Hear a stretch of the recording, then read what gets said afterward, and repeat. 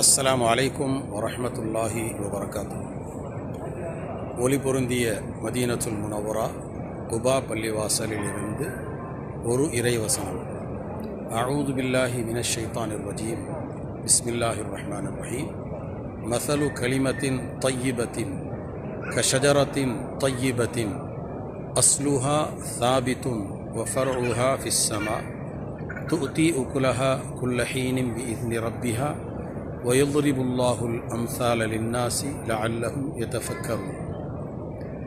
அல்லாஹ் குர்ஆனிலே கூறுகிறான், நம்முடைய நாவிலிருந்து நல்ல வார்த்தைகள் வர வேண்டும்.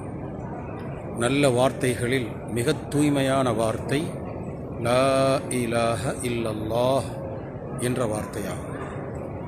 லா இலாஹ இல்லல்லாஹ், வணக்கத்திற்குரியவன் அல்லாஹுவை தவிர யாரும் இல்லை. முஹம்மதுர் ரசூலுல்லாஹ், அல்லாஹுடைய தூதர் நபிகள் நாயகம் ஸல்லல்லாஹு அலைஹி வஸல்லம் அவர்கள் அல்லாஹுவின் தூதராக இருக்கின்றார்கள்.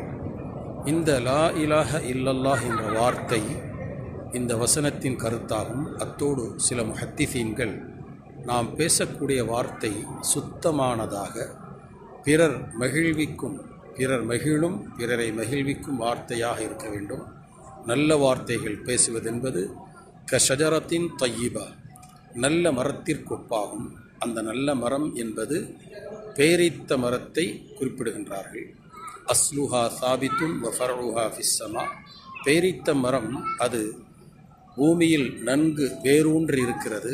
வஃபர்உஹா ஃபிஸ்ஸமா, அதன் கிளைகள் வானலாக படர்ந்திருக்கிறது. அதே போன்றுதான் நல்ல வார்த்தைகளால் எல்லோருக்கும் நற்பயன்கள் கிடைக்கும் என்ற கருத்தை அல்லாஹ் விவரிக்கின்றான்.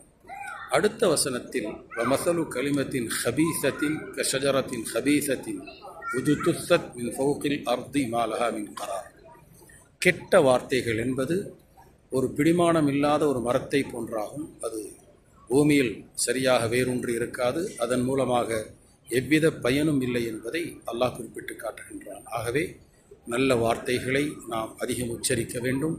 லா இலாஹ இல்லல்லாஹ் என்ற மிகப்பெரிய கனமான 7 வானங்கள் பூமியினுடைய கணத்தை ஒத்த அந்த லா இலாஹ இல்லல்லாஹ் என்ற வார்த்தையை அதிகம் உச்சரிக்க வேண்டும். நல்ல பேச்சுக்களை நாம் பேச வேண்டும். கெட்ட வார்த்தைகளையும் பிறர் மனம் புண்படும்படியான வார்த்தைகளை பேசக்கூடாது என்பதை இந்த இடத்திலிருந்து பதிந்து பகிர்கின்றேன். அஸ்ஸலாமு அலைக்கும் வரஹ்மத்துல்லாஹி வபரகாத்துஹு.